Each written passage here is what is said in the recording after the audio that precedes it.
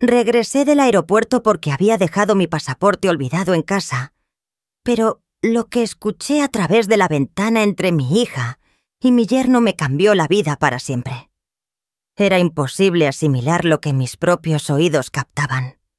Llevaba meses planeando ese viaje, todo estaba perfectamente coordinado, pero un simple descuido me hizo volver, justo en el instante exacto, para descubrir la verdad más desgarradora de mi existencia.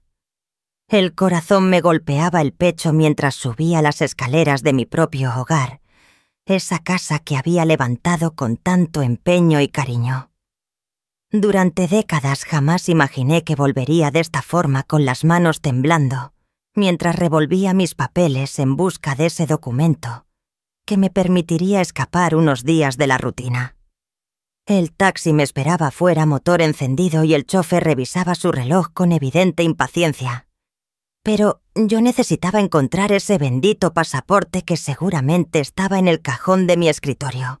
Subí a toda prisa respirando agitada porque a mis 66 años ya no me muevo como antes. Pero la ilusión del viaje me daba impulso. Era mi primera salida sola en años, un crucero por el Mediterráneo que había reservado tras muchos meses guardando cada moneda. Mi difunto esposo Héctor siempre me repetía que yo merecía conocer el mundo, pero nunca tuvimos la oportunidad. Ahora, 3 años después de su partida, finalmente, me había atrevido a cumplir ese sueño. Entré por la puerta trasera en silencio, procurando no hacer ruido. Lucía y Martín estaban de visita como cada domingo, y no quería que supieran que había regresado. Sabía que mi hija se preocuparía sin necesidad, e incluso podría intentar convencerme de suspender el viaje. Siempre ha sido sobreprotectora, sobre todo desde que enviudé. Subí las escaleras de puntillas rumbo a mi habitación, donde tenía el escritorio con todos mis documentos. El pasaporte debía estar en el segundo cajón junto a las pólizas del seguro y los papeles del banco. Todo estaba perfectamente clasificado como me enseñaron mis padres. Pero justo al llegar al segundo piso, sus voces me llegaron con nitidez desde la sala. La ventana de mi cuarto daba directamente al jardín donde ellos tomaban café sentados en la mesa de hierro forjado que Héctor me había regalado para nuestro 20º aniversario.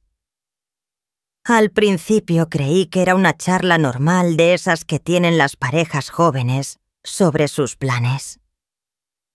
Lucía hablaba con ese tono suave que usa cuando está nerviosa, y Martín respondía con esa voz medida que siempre me había despertado cierta desconfianza, aunque nunca lo admití ni conmigo misma.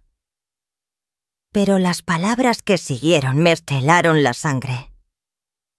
Me quedé inmóvil junto a la ventana oculta tras las cortinas de encaje que yo misma había cosido años atrás. La respiración se me volvió irregular y sentí que el piso se movía bajo mis pies. «Ya no podemos esperar más, Gabriela», decía Martín con una firmeza que nunca le había escuchado. «Tu madre está muy saludable para su edad.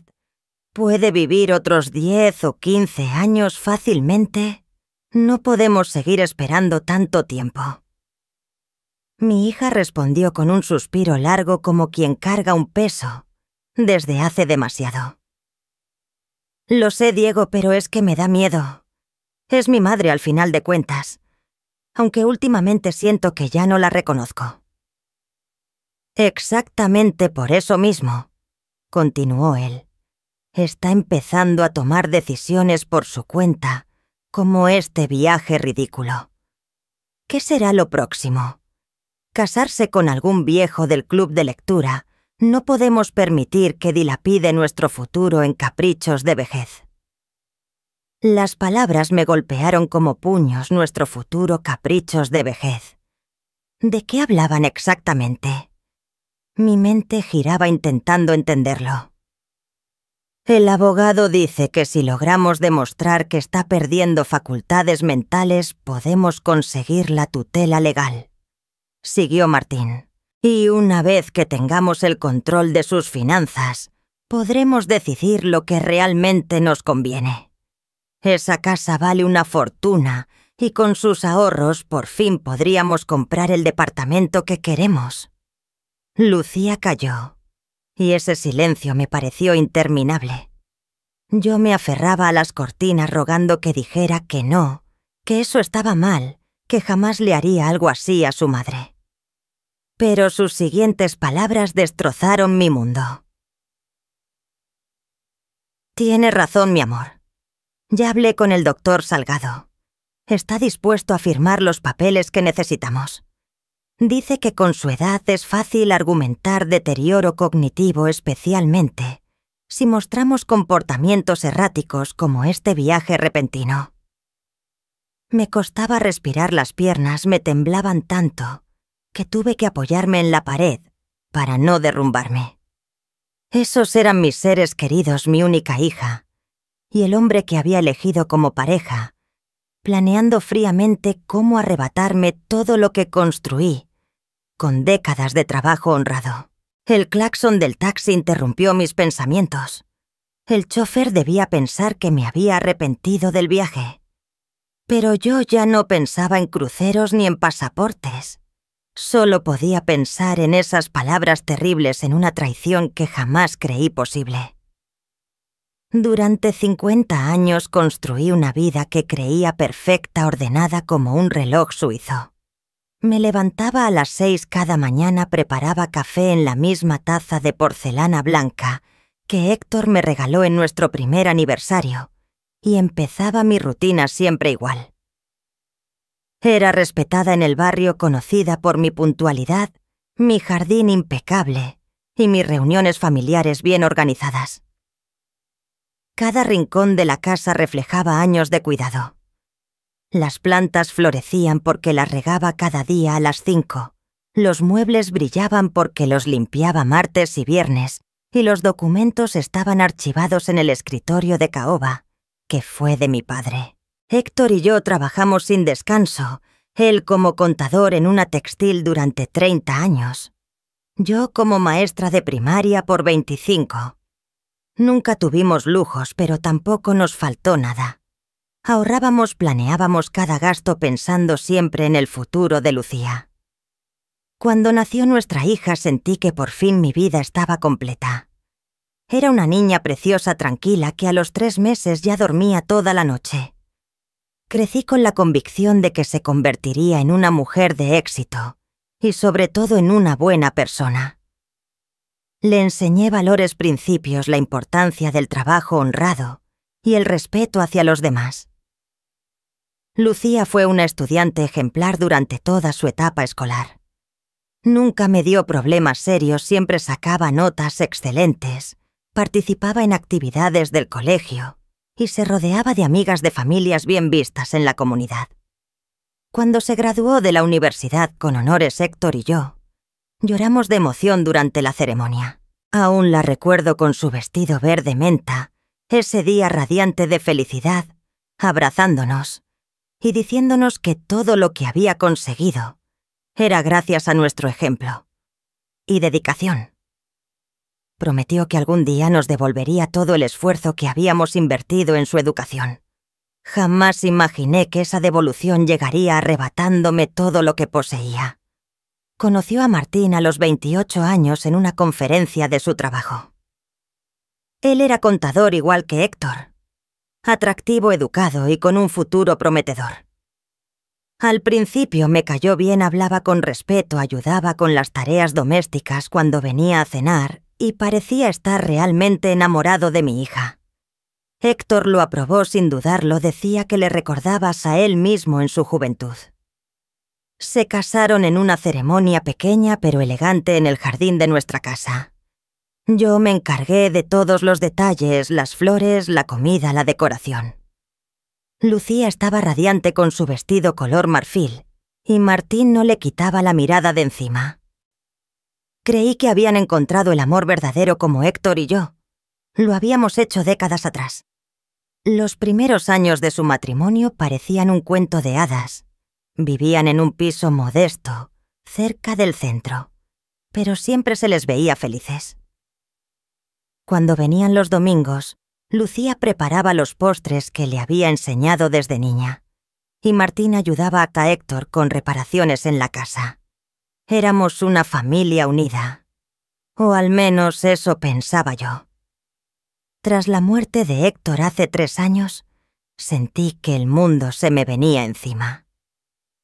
43 años de matrimonio no se olvidan de la noche a la mañana. La casa se volvió inmensa y vacía. Cada rincón me recordaba a él.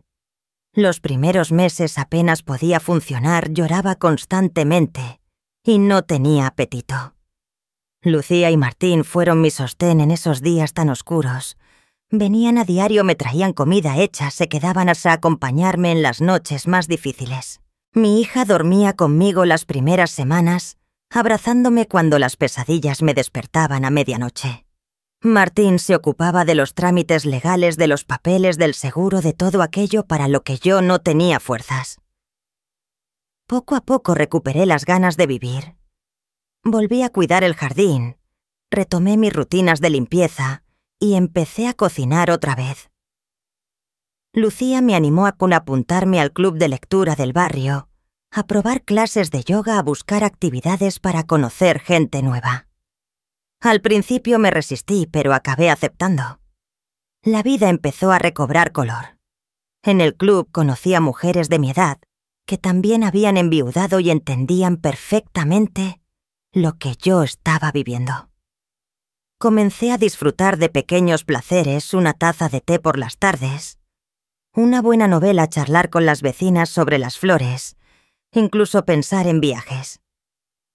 Héctor siempre había querido conocer Europa, pero nunca hubo ocasión ni suficiente dinero. Ahora, con la casa pagada y algunos ahorros, por fin podía darme el lujo de cumplir ese sueño que habíamos compartido tanto tiempo. Cuando le conté a Lucía y Martín mis planes de viajar, su reacción me sorprendió. No mostraron la emoción que esperaba, sino más bien inquietud. Dijeron que era arriesgado para una mujer de mi edad viajar sola, que podría enfermarme lejos de casa, que era mejor esperar, y que quizá ellos podrían acompañarme en otro momento. Pero yo había tomado una decisión por primera vez en décadas. Quería hacer algo solo para mí, sin pedir permiso, sin considerar las opiniones ajenas. Me sentía libre, independiente, capaz de decidir por mí misma. Héctor habría estado orgulloso de verme tan resuelta y valiente. Organicé todo con cuidado: el pasaporte, las reservas, el seguro, la ropa adecuada. Hasta me compré una maleta nueva roja y brillante, porque me pareció alegre y optimista. Estaba emocionada como una niña esperando la Nochebuena. Nunca imaginé que esa ilusión, esa independencia recién conquistada, sería justo lo que estaba encendiendo los planes más oscuros que acababa de escuchar desde mi propia ventana. El problema es que está demasiado lúcida todavía, continuó Martín mientras yo seguía escondida tras las cortinas, sintiendo cómo mi mundo se derrumbaba palabra por palabra. Pero el doctor Salgado dice que eso no importa. Con algunos testimonios de comportamiento errático y su edad, podemos conseguir la declaración de incapacidad mental sin mayores problemas. Lucía suspiró profundamente. ¿Y si se da cuenta de lo que estamos haciendo? ¿Conoces a mi madre? Martín es más astuta de lo que aparenta. Durante años manejó las finanzas de la casa cuando papá estaba vivo. Nunca cometía errores con los números. Por eso mismo tenemos que actuar rápido, contestó él con una frialdad que me heló la sangre. Mientras más tiempo pase, más difícil será convencer a un juez. Pero si presentamos el caso como que está tomando decisiones impulsivas, como gastar dinero en viajes innecesarios, podemos argumentar deterioro del juicio. Esas palabras se clavaban en mi pecho como cuchillas: viajes innecesarios, deterioro del juicio. ¿Cómo podían hablar así de mí? ¿Cómo podía mi propia hija, la niña que... Había cargado en mis brazos a esa niña, La había alimentado con mi propia leche. La había calmado en cada noche de pesadillas. Y ahora estaba planeando destrozar mi vida de la manera más cruel. Ya hablé con Amalia también, añadió Lucía mencionando a mi mejor amiga del club de lectura. Le dije que estaba preocupada porque mamá ha estado actuando raro últimamente, que a veces se confunde con las fechas y repite las mismas historias una y otra vez. Sentí que el corazón se me detenía.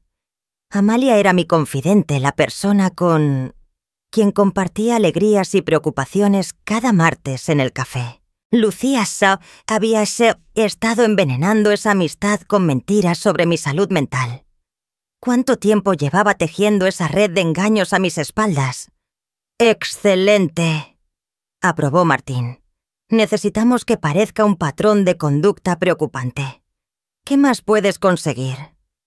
Bueno, también podríamos hablar con doña Teresa, la vecina de al lado. Siempre ha sido un poco chismosa. Si le digo que me preocupa la salud mental de mamá, seguro empezará a inventar cosas que, según ella, ha notado. La traición era mucho más profunda de lo que imaginaba. No solo planeaban robarme lo que era mío, sino también destruir pieza por pieza mi reputación, mi red de apoyo social, todo aquello que me daba sentido de pertenencia y dignidad en la comunidad donde llevaba décadas viviendo. «Perfecto», dijo Martín. «Y no olvides documentar cualquier cosa rara que haga, si se levanta de madrugada, si olvida pagar algo, si confunde un nombre. Todo sirve como evidencia».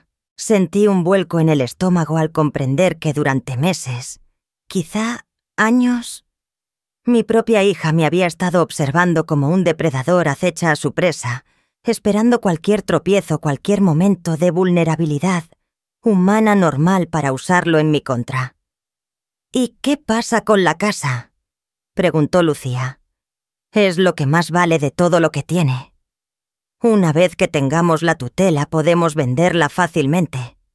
Diremos que es demasiado grande para ella y que necesita un sitio más seguro con cuidado especializado. Nadie cuestionará esa decisión, especialmente si ya está declarada incapaz». Las lágrimas me subieron a los ojos, pero las limpié enseguida. No podía permitir que me vieran llorar. No pensaba darles ese gusto. Esa casa no era solo una propiedad, era el lugar donde había criado a mi hija, donde había amado a mi esposo, donde habían ocurrido los momentos más importantes de mi vida. «¿Y después qué hacemos con ella?», preguntó Lucía con una naturalidad escalofriante, como si hablara del clima. «Hay varias opciones. Podríamos buscar una residencia geriátrica económica, de esas donde el gobierno cubre parte del costo con su pensión. Con lo que quede tras vender la casa y pagar nuestras deudas, debería bastar para mantenerla cómoda». «Cómoda». Hablaban de encerrarme en un asilo como si fuera un mueble viejo que ya no sirve, pero que tampoco quieren tirar.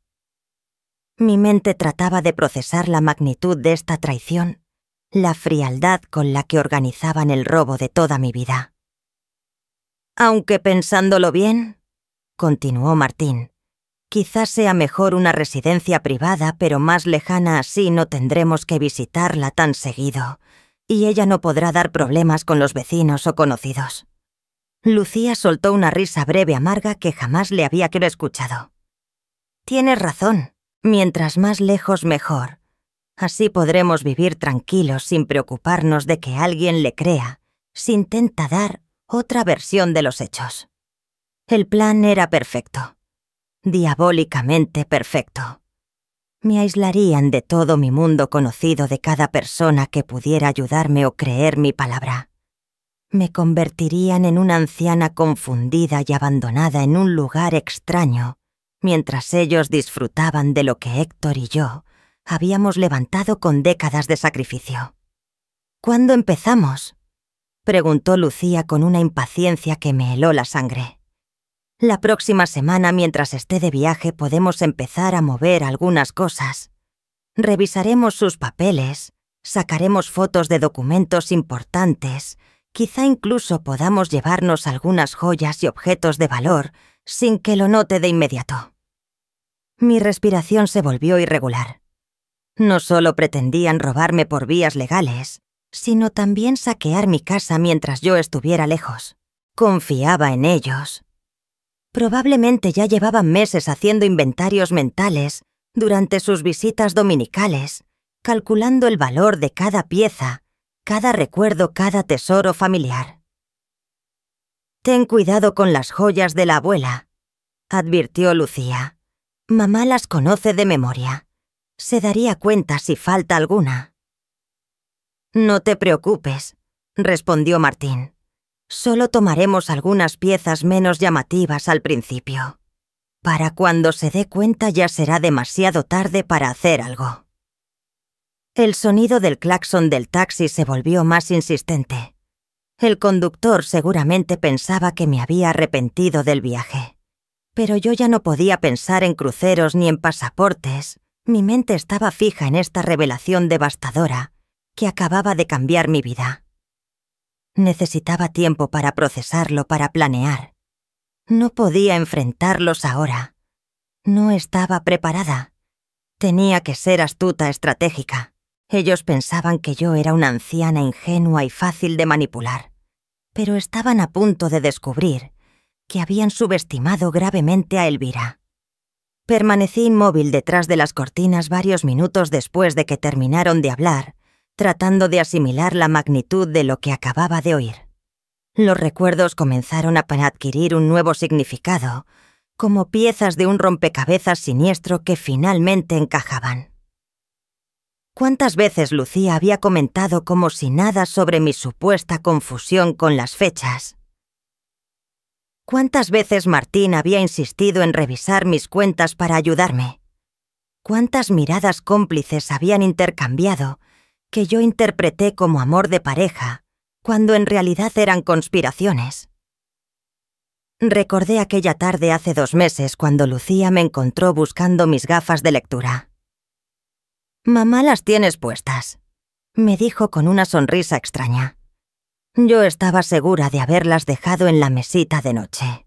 Ahora me preguntaba si ella misma las había movido para luego contar esa historia como prueba de un deterioro mental. También pensé en cuando Martín se ofreció amablemente a acompañarme al banco para simplificar mis gestiones. Insistió en tener acceso a mis cuentas para ayudarme con los pagos mensuales. Entonces lo tomé como cariño. Ahora sé que era para preparar el terreno y controlar mis finanzas. Y recordé las veces que Lucía insinuó que debería vender la casa porque era demasiado grande y costosa para mantenerla sola. Las veces que había mencionado lo beneficioso que sería vivir en una residencia para mayores, con más compañía y cuidados, ahora cobraban otro sentido. Cada conversación, cada sugerencia, cada gesto de supuesta preocupación formaban parte de un plan calculado para que yo cediera mi independencia voluntariamente. Y al no lograrlo optaron por arrebatármela mediante la vía legal. Me temblaban las manos al recordar la visita del doctor Salgado la semana pasada. Llegó sin avisar diciendo que Lucía lo había llamado preocupada por mi salud. Me hizo preguntas extrañas sobre mi memoria, sobre si me sentía confundida, si había tenido momentos de desorientación. Respondí con sinceridad que me encontraba perfectamente bien, pero él insistió tomando notas en una libreta. Ahora lo entendía. No fue una visita médica, sino una evaluación encubierta para respaldar una declaración de incapacidad. El doctor Salgado, en quien había confiado durante años, estaba aliado con mi propia familia para destruir mi vida. ¿Desde cuándo tramaban esto? Empezó justo después de la muerte de Héctor, cuando yo estaba más vulnerable y dependía de su apoyo. O quizá desde antes, esperando pacientemente el momento propicio para ejecutar su plan. La idea de que fingieron afecto y cuidado mientras preparaban mi caída me encendía una rabia desconocida. Pero junto a esa rabia venía una tristeza demoledora. Mi hija. La niña que llevé 9 meses en mi vientre, que alimenté con mi cuerpo, que crié inculcando mis valores, me veía como un obstáculo para su felicidad. ¿En qué me equivoqué como madre? ¿Fui demasiado complaciente? ¿O quizá no insistí lo suficiente en enseñar la gratitud y el respeto hacia los padres? Héctor siempre decía que Lucía era perfecta, la hija que cualquiera desearía. ¿Cómo habría reaccionado él ante esta traición? ¿Se sentiría tan culpable como yo ahora? ¿O habría visto señales que yo pasé por alto? El sonido de sus voces interrumpió mi espiral de pensamientos. Se despedían preparándose para irse. Escuché el arrastre de las sillas, pasos en el patio y las últimas palabras de una conversación que acababa de destrozar mi mundo. «Recuerda, amor», decía Martín, «no podemos cambiar de actitud hacia ella de repente. Tenemos que seguir siendo la hija y el yerno perfectos hasta que todo esté legal». «Lo sé», respondió Lucía, «aunque me cuesta cada vez más fingir cariño cuando la veo gastar dinero en cosas innecesarias, como ese viaje. Pero tienes razón. Debemos mantener las apariencias hasta tener todo controlado». Fingir cariño. Esas 2 palabras me hirieron más que todas las anteriores. Durante años creí que sus abrazos, sus besos en la mejilla, sus «te amo, mamá», eran sinceros. Ahora entendía que eran parte de una representación, una máscara para esconder desprecio y codicia. Oí la puerta principal abrirse y cerrarse, luego el sonido del motor del coche alejándose. Solo entonces me permití derrumbarme sobre la cama con el cuerpo sacudido por la conmoción. El claxon del taxi sonaba afuera, impaciente. Tendría que bajar y cancelar el viaje, inventar alguna excusa. No podía marcharme sabiendo lo que sabía. Necesitaba tiempo para pensar, para planear, para decidir cómo responder a esta traición atroz. Pero mientras me acercaba a la ventana para hacerle señas al taxista, una idea empezó a formarse. ¿Y si no cancelaba el viaje? ¿Y si aprovechaba su plan de revisar mis cosas en mi ausencia para observarlos sin que lo notaran? ¿Y si fingía ser la anciana ingenua que ellos creían, mientras en realidad investigaba el alcance de su traición? Ellos habían subestimado gravemente a Elvira. Pensaban que era una viuda frágil y fácil de manipular. Pero estaban a punto de descubrir que la mujer que había construido un patrimonio junto a Héctor, criado a una hija y llevado un hogar durante décadas, aún tenía recursos y fuerza que ni imaginaban. Si querían jugar sucio, yo les mostraría lo que significaba enfrentarse a una mujer que ya no tenía nada que perder y todo por lo que luchar. Bajé las escaleras con paso firme, aunque el corazón me golpeaba como tambor de guerra. El taxista pareció aliviado al verme aparecer en la puerta con mi maleta roja y una sonrisa que, aunque forzada, debía parecer natural. «Disculpe la demora», le dije con la voz más tranquila que pude. «Ya estoy lista para el aeropuerto». Durante el trayecto charlé con él sobre el clima y mis expectativas del crucero, mientras mi mente trazaba cada paso de mi estrategia. No podían sospechar que yo ya conocía su plan. Mi única ventaja era que creían tenerme engañada. En el aeropuerto, mientras esperaba el vuelo, llamé a Amalia desde un teléfono público. Necesitaba saber exactamente qué le había contado Lucía a Amalia sobre mi supuesto deterioro mental. «Amalia querida», comencé con tono natural. «Estoy en el aeropuerto a punto de partir, pero quería preguntarte algo. ¿Has notado algo raro en mí últimamente?» Hubo un silencio incómodo antes de que Amalia respondiera. «Bueno, Elvira, la verdad es que Lucía vino a verme hace unas semanas Estaba muy preocupada por ti, decía que habías estado un poco confundida con algunas cosas. Sentí un nudo en el estómago, pero mantuve la voz serena. ¿Confundida? ¿Cómo exactamente? Dijo que repetías las mismas historias varias veces, que a veces olvidabas dónde ponías las cosas, que habías tenido episodios de desorientación. Yo le dije que no había notado nada extraño, pero ella insistía en que era algo muy sutil y que quizá yo no me había dado cuenta. El veneno se estaba propagando justo como lo habían planeado. ¿Y qué más te dijo?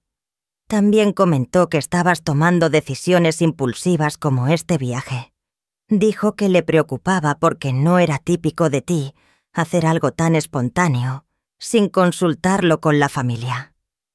Cada palabra confirmaba lo que ya temía. Habían tejido una narrativa precisa para presentar mis decisiones independientes como síntomas de demencia. Amalia, quiero que sepas que me siento perfectamente bien. Si alguna vez notas algo que de verdad te preocupe en mi comportamiento, por favor dímelo directamente a mí. ¿De acuerdo? Por supuesto, querida, aunque debo admitir que Lucía parecía realmente angustiada. Tal vez deberías hablar con ella cuando regreses. Después de colgar, caminé hasta la tienda de regalos del aeropuerto y compré una grabadora pequeña y discreta.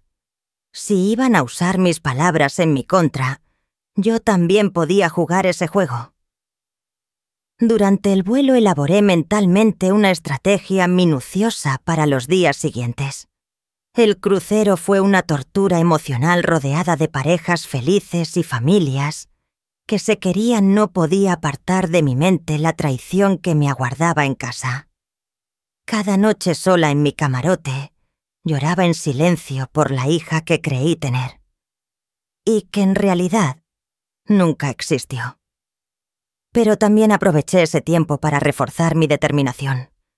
No pensaba rendirme sin luchar. Cuando regresé 5 días después, actué como si nada hubiera pasado. Le conté a Lucía y a Martín sobre el viaje con entusiasmo genuino, mostrándoles fotos y los regalos que había traído. Ellos sonreían y hacían preguntas, pero pude ver la impaciencia en sus ojos, la ansiedad por saber si había notado algo distinto en la casa. Y sí, varias cosas estaban sutilmente movidas. Mis documentos del escritorio ya no estaban en el mismo orden, y algunas joyas menores habían desaparecido. E incluso habían tomado fotos de ciertos muebles y cuadros, seguramente para calcular su valor de reventa. Sin embargo, fingí no darme cuenta, interpretando el papel de la anciana distraída que ellos creían que era. En las semanas siguientes, inicié mi propia investigación silenciosa. Primero pedí una cita con mi abogado de confianza, Joaquín, sin decir nada a Lucía. Le expliqué que quería revisar mi testamento y confirmar que toda mi documentación legal estuviera en orden. ¿Hay algún motivo concreto que te preocupe?, preguntó Joaquín, captando algo en mi tono. Digamos que he empezado a cuestionar ciertas cosas sobre las personas en quienes confiaba, respondí con cautela. Podríamos hacer cambios sin que nadie más lo sepa por ahora. Joaquín, que había sido amigo de Héctor durante décadas, asintió comprensivo. Por supuesto. Todo lo que hablemos aquí está protegido por el secreto profesional. Al mismo tiempo, comencé a grabar en secreto cada interacción con Lucía y Martín, cada insinuación sobre mi supuesta confusión, cada comentario sobre vender la casa, cada pregunta sobre mis finanzas. Quedaba registrada en mi pequeña grabadora. Pronto tendría pruebas sólidas de su patrón de manipulación. Pero lo más revelador ocurrió cuando decidí seguir a Martín una tarde. Había notado que últimamente salía temprano del trabajo los miércoles, y mi instinto me decía que había algo más detrás. Me puse un sombrero ancho y unas gafas oscuras, sintiéndome ridícula, pero decidida a descubrir la verdad. Lo seguí hasta un café al otro lado de la ciudad, donde se reunió con una mujer joven, acompañada de 2 niños pequeños.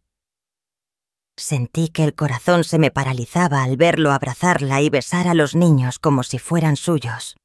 No era una reunión de negocios ni un encuentro casual. Me senté en una mesa apartada oculta tras un periódico y observé durante 1 hora cómo Martín se comportaba como un padre y esposo cariñoso con esa familia secreta. Los niños lo llamaban papá y la mujer le hablaba con la intimidad de una esposa de muchos años. Cuando se despidieron, él le entregó un sobre que claramente contenía dinero. La pieza final del rompecabezas se encajó. Martín no solo planeaba robarme para financiar su vida con Lucía, sino que además mantenía otra familia en secreto. Mi hija no era la única víctima de sus engaños, era su cómplice, aunque quizás sin saberlo, en algo mucho más grande. Esa noche, mientras fingía ver la televisión en la sala, Lucía y Martín conversaban en la cocina, convencidos de que no podía escucharlos. Mi grabadora oculta captó cada palabra mientras planificaban el siguiente paso para obtener mi declaración de incapacidad. El doctor Salgado dice que necesita más evidencia documentada, decía Martín. Comportamientos erráticos, olvidos importantes, decisiones financieras cuestionables. Podríamos esconderle las pastillas para la presión arterial, sugirió Lucía. Si se siente mareada o confundida, sería fácil convencer a cualquiera de que está perdiendo facultades. La crueldad de esa idea me dejó sin aliento. Estaban dispuestos a arriesgar mi salud física para que ellos alcanzaran sus fines. Ya no quedaba ni una pizca de duda, estas personas eran capaces de cualquier bajeza. Pero yo también estaba preparada. La guerra ya había comenzado, y lo que ellos no sabían era que su adversaria conocía de memoria todas sus jugadas. La confrontación llegó un martes por la tarde cuando Lucía apareció sola para su visita semanal. Había buscado que no vinieran juntos, necesitaba separar las piezas de su alianza para debilitarlos. Preparé café en mi mejor juego de loza, como hacía siempre, pero esta vez cada movimiento estaba pensado con precisión de cirujano. «Mamá, he estado pensando mucho en tu bienestar», empezó Lucía con esa voz melosa que ahora reconocía como pura fachada. «Martín y yo creemos que quizás sería bueno que hablaras con alguien sobre cómo te has estado sintiendo últimamente». Coloqué la taza frente a ella con manos firmes como roca. «¿Alguien como quién, hija mía? Bueno, tal vez un especialista. El doctor Salgado conoce a algunos psicólogos muy buenos que trabajan con personas de tu edad. No es nada grave, solo para asegurarnos de que estés procesando bien el duelo por papá y todos los cambios». Ahí estaba el arranque de la siguiente jugada: llevarme con un psicólogo, que seguramente también estaría en su complot para dejar asentado en un papel mi supuesto deterioro. Decidí que era momento de empezar a enseñar mis cartas, pero con calma. «Lucía, ¿puedo preguntarte algo?». Me acomodé frente a ella observando cada mínima reacción en su rostro. «¿Tú crees que has estado actuando raro últimamente?». Evitó mirarme directo. «No raro, mamá, pero sí he notado cositas, pequeños olvidos, decisiones algo impulsivas». «¿Cómo cuáles exactamente?». «El viaje, por ejemplo. Nunca habías hecho algo así sin consultarlo antes. Y a veces repites historias o buscas cosas que tienes justo enfrente».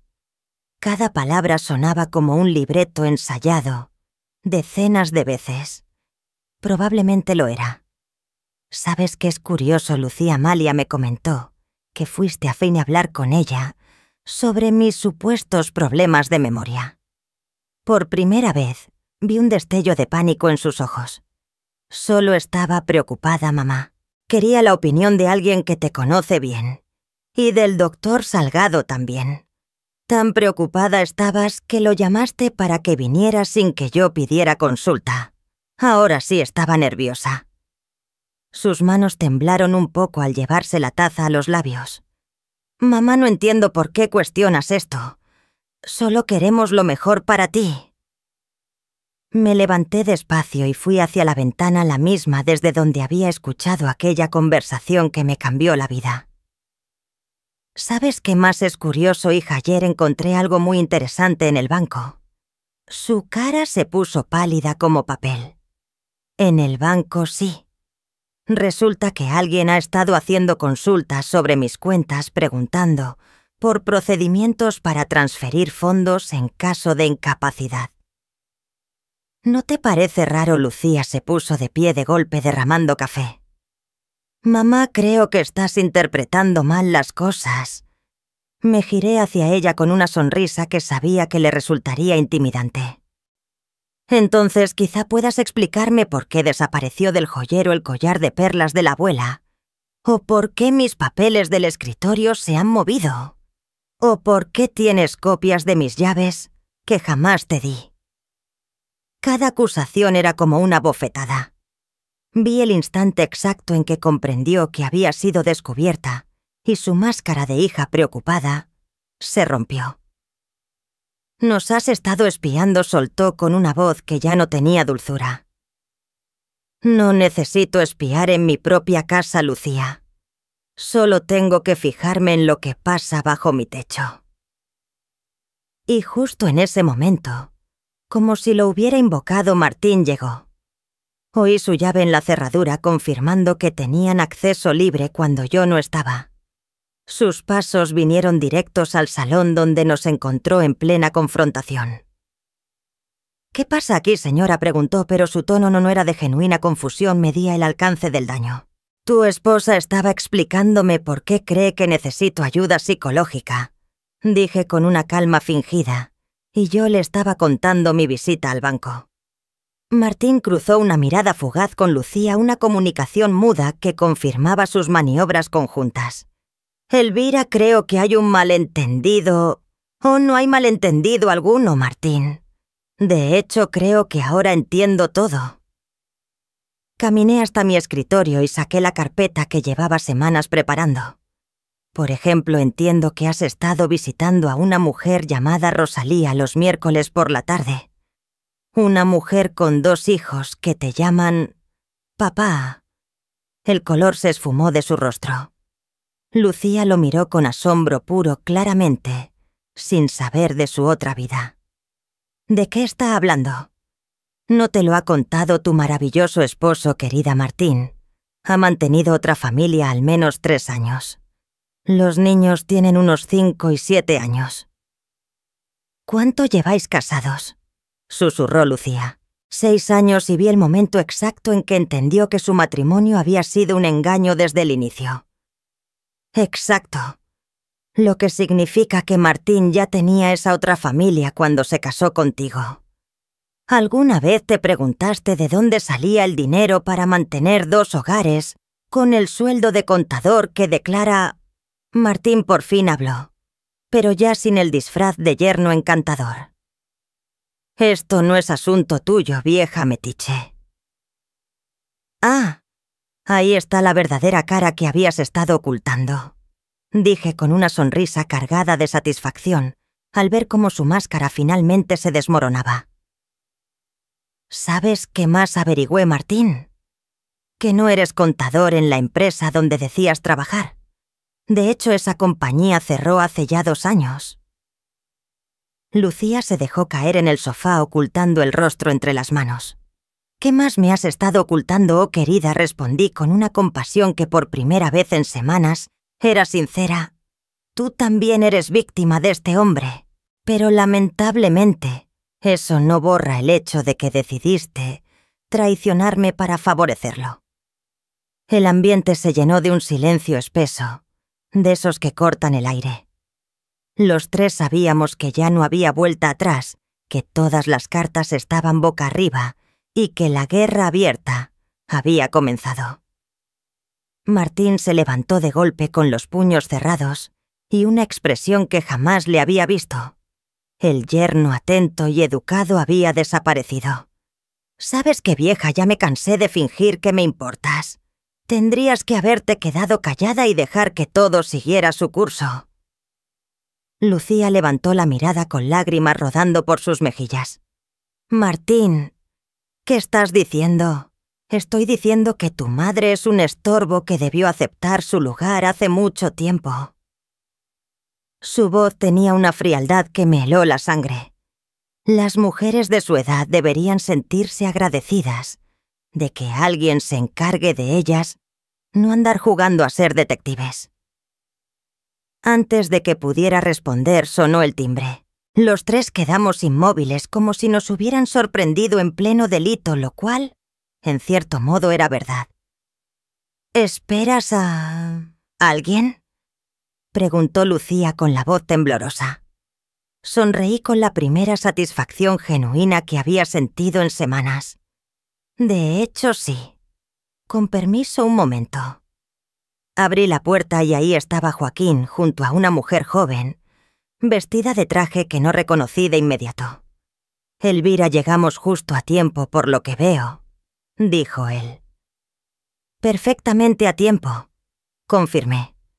Lucía Martín, les presento a mi abogado Joaquín, a quien ya conocen, y a la detective privada Elías, a quien contraté estas últimas semanas. El impacto en sus rostros era imposible de disimular.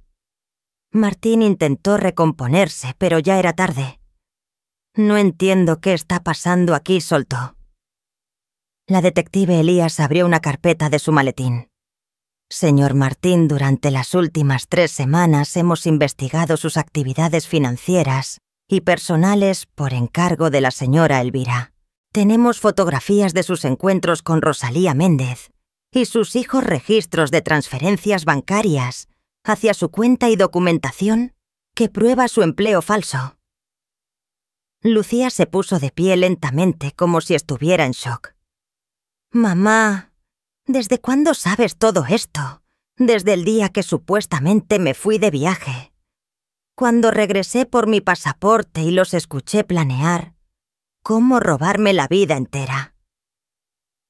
Pero sí te fuiste de viaje, protestó débilmente.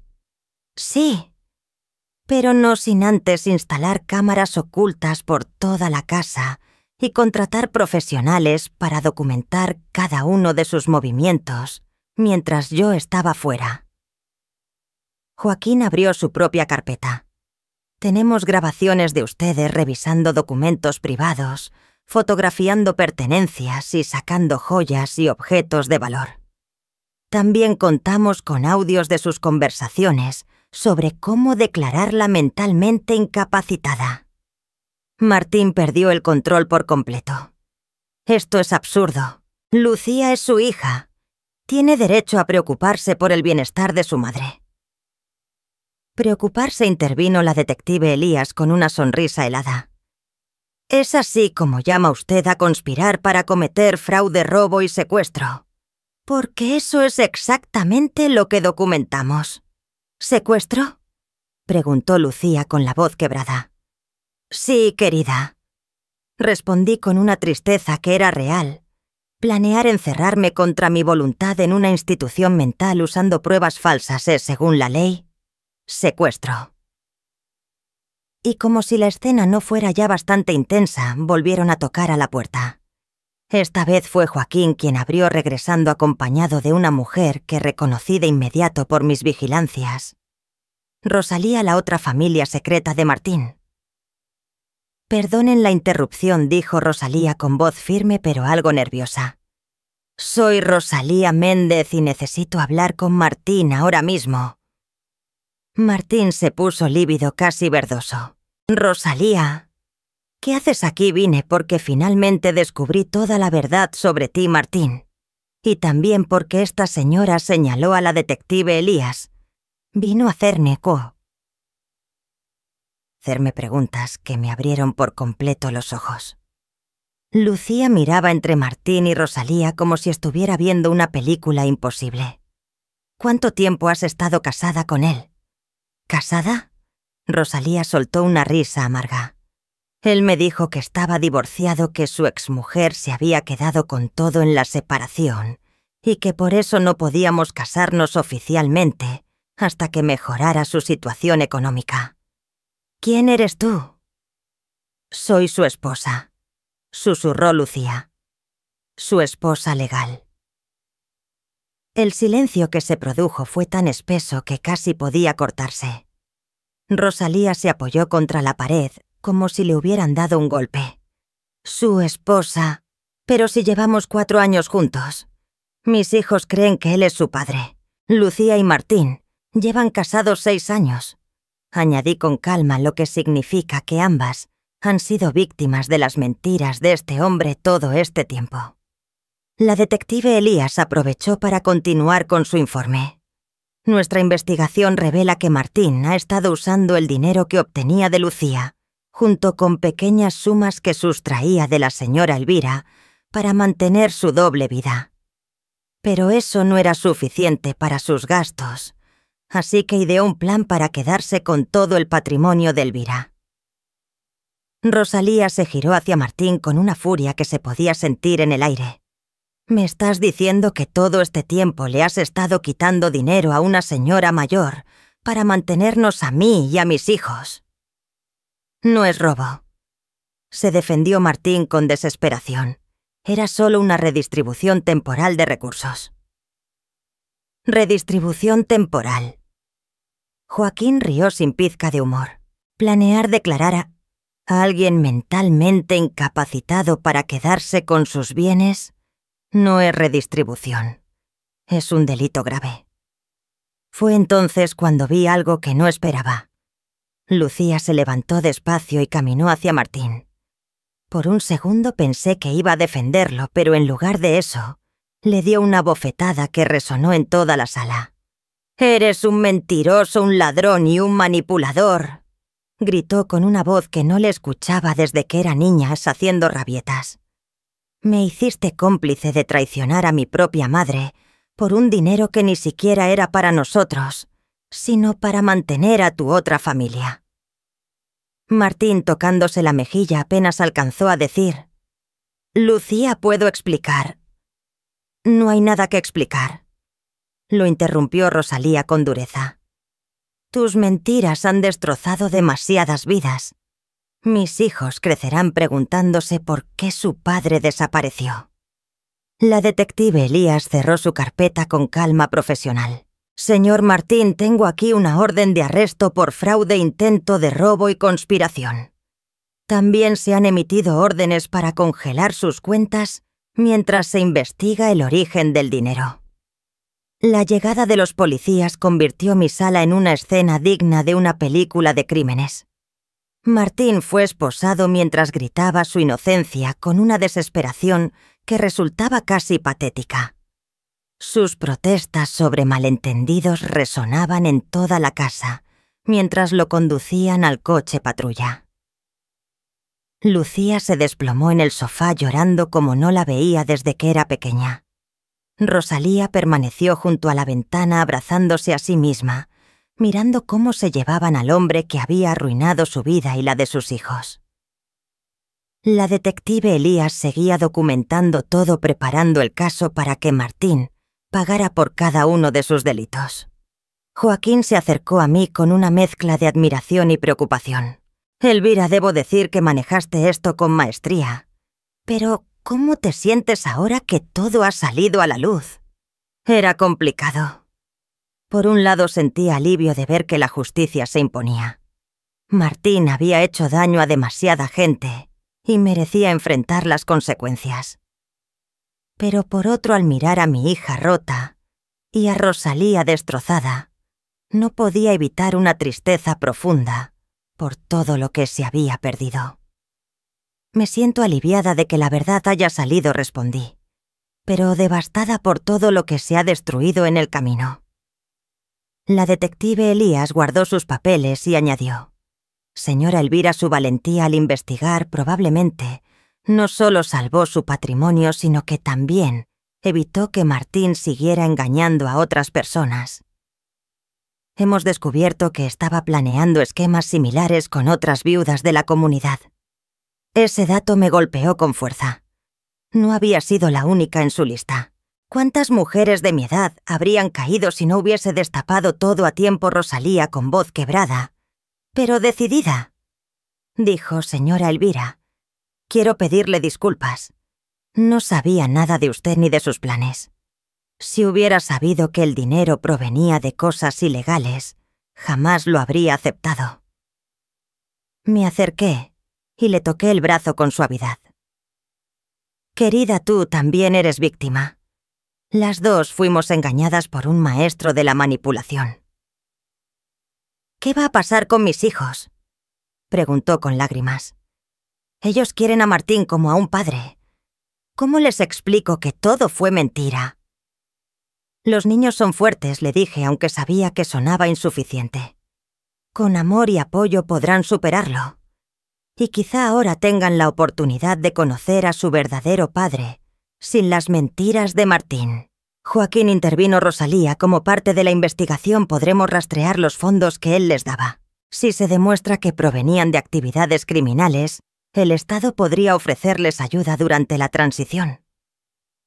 Lucía levantó la mirada con los ojos hinchados.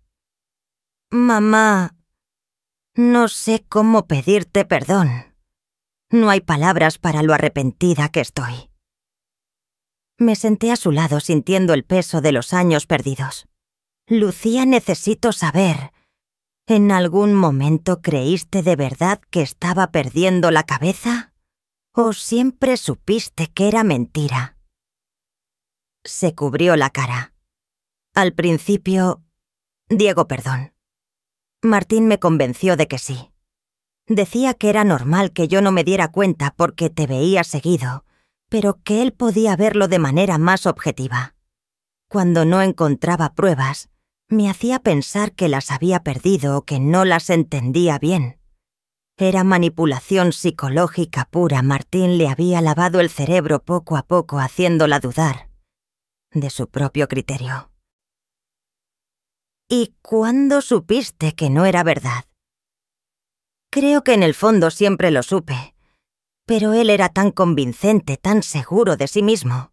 Y siendo honesta, la idea de acceder a tu patrimonio era tentadora. Estamos endeudados hasta el cuello, mamá. Él me dijo que era la única manera de salvar nuestro futuro. La detective Elías anotaba todo. Ese es el patrón típico de la manipulación financiera: detectar debilidades emocionales y económicas y explotarlas. Joaquín abrió otra carpeta. Elvira, hay algo más que debemos tratar.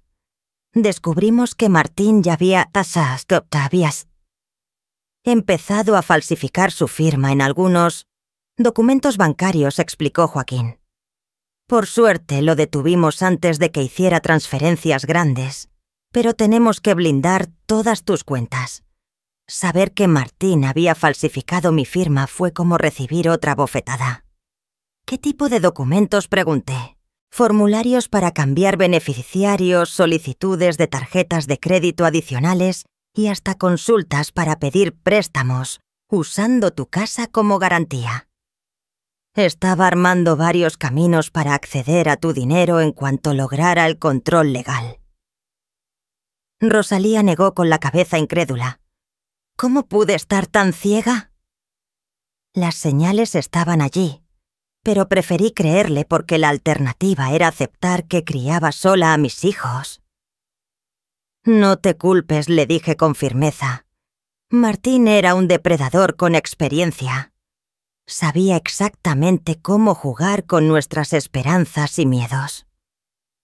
La detective Elías cerró su libreta. Con todo lo que hemos reunido, Martín enfrentará varios cargos: fraude bancario, falsificación de documentos, intento de secuestro.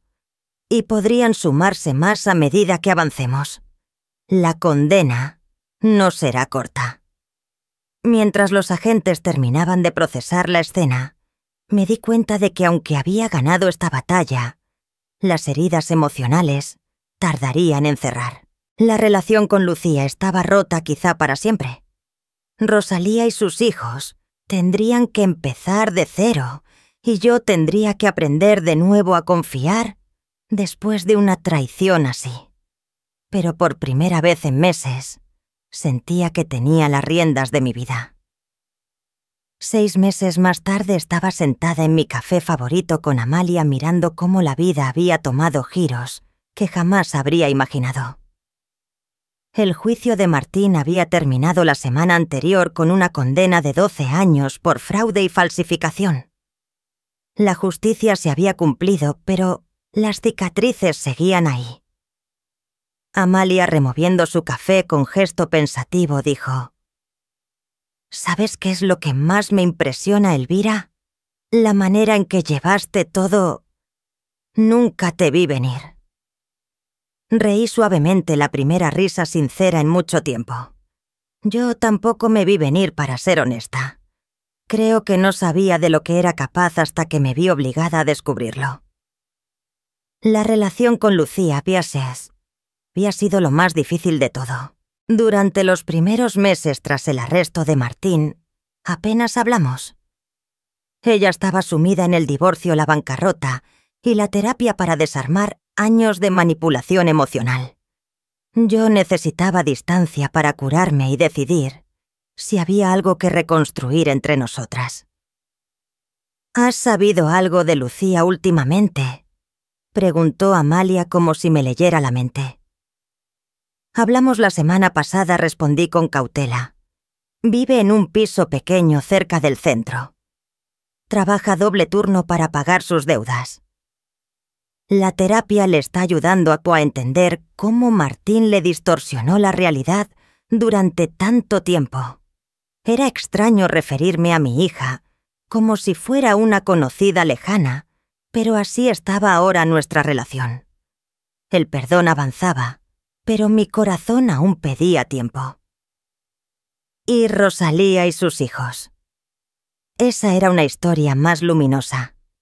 Rosalía demostró ser una mujer con una fuerza admirable. Localizó al padre biológico de sus hijos, quien llevaba años buscándolos. Martín le había dicho a él que Rosalía había muerto en un accidente, y a ella que él los había abandonado. Amalia negó con indignación. Ese hombre era verdaderamente vil. Lo era, pero lo curioso es que Rosalía y yo hemos creado nuestra amistad sincera. Almorzamos juntas una vez al mes y sus hijos me llaman abuela Elvira. La ironía no me pasaba desapercibida, había ganado una especie de familia sustituta, gracias a la traición de la mía. Los pequeños de 5 y 7 años me habían aceptado sin reservas, como los niños suelen hacer. Para ellos yo no era un recordatorio de las mentiras de Martín, sino otra figura cariñosa en su vida. ¿Y tus planes de viaje?, preguntó Amalia con una sonrisa de esas que saben más de lo que dicen. De hecho, ya tengo reservaciones para un tour por Grecia. El próximo mes, respondí con orgullo. Rosalía se quedará cuidando la casa mientras esté fuera. Y lo curioso es cómo la vida a veces te pone justo lo que necesitas delante, cuando menos lo esperas. Incluso planeamos que Amalia pase algunas noches aquí, convirtiendo mi ausencia en una especie de convivencia prolongada entre amigas. La idea de tener a mujeres de confianza cuidando mi hogar me daba una tranquilidad que no sentía desde hacía años. ¿No te da miedo viajar sola a tu edad?, insistió Amalia, repitiendo casi palabra por palabra lo que Lucía y Martín usaban antes para intentar frenarme. Tengo 66, no 96, respondí con firmeza. Y después de todo lo que enfrenté este año, ¿qué podría asustarme más que descubrir que tu propia hija planea robarte la vida entera? Decidimos mantener los detalles más oscuros del caso en privado para proteger a los hijos de Rosalía. Aún así, la comunidad sabía lo suficiente como para que mi reputación cambiara por completo. Ya no era vista como la viuda frágil que necesitaba protección, sino como la mujer que había desenmascarado a un delincuente de guante blanco. ¿Sabes qué es lo más liberador de todo esto?, pregunté casi para mí misma. Que por primera vez en décadas tomo decisiones solo pensando en lo que yo quiero, no en lo que otros esperan o en cómo afectará a los demás. Amalia asintió comprendiendo. Es como si hubieras recuperado pedazos de ti que creías perdidos, comentó. Exacto, confirmé. Durante años fui esposa, madre, nuera, vecina, siempre definida por mi relación con los demás. Ahora estaba redescubriendo a Elvira, la mujer independiente. Era emocionante y al mismo tiempo daba un poco de vértigo. El timbre de mi teléfono interrumpió mis pensamientos. Era Joaquín. Elvira, tengo buenas noticias. Recuperamos casi todo el dinero que te robó Martín, más los intereses. Y también aseguramos un fondo de compensación para Rosalía y sus hijos. Colgué y sentí que ese capítulo de mi vida por fin se cerraba. Todos los cabos sueltos estaban atados. Era momento de mirar hacia adelante. ¿Te queda algún arrepentimiento?, preguntó Amalia mientras caminábamos hacia nuestros autos. Me detuve un segundo a pensarlo. No, al menos no sobre cómo manejé todo después de descubrir la verdad. Pero sí me pesa no haber confiado más en mis instintos todos esos años. Había señales, cosas que me incomodaban de Martín, pero las ignoré porque quería que Lucía fuera feliz. El sol de la tarde proyectaba sombras largas sobre la calle, mientras pensaba en todo lo aprendido. Creo que lo mejor que me dejó esta experiencia tan dolorosa fue la certeza de que soy más fuerte de lo que creía. Durante años pensé que necesitaba que me cuidaran. Resulta que soy perfectamente capaz de cuidar de mí misma. Esa noche en mi casa, ya silenciosa pero no vacía, me miré al espejo del baño. La mujer que vi tenía las mismas arrugas de 66 años, pero en los ojos había una fuerza nueva. Mañana empezaría a empacar para Grecia. La próxima semana tenía cita para aprender a usar una computadora. El mes entrante Rosalía y yo comenzaríamos clases de baile. Mi vida estaba llena de nuevas posibilidades. Me acosté con una paz que no sentía desde hacía décadas. Estaba sola, sí, pero esa soledad ahora sabía la libertad. Había sobrevivido a la peor traición imaginable y salí del otro lado más fuerte y más sabia. Hoy estoy sola, pensé antes de dormir, pero por primera vez estoy en paz.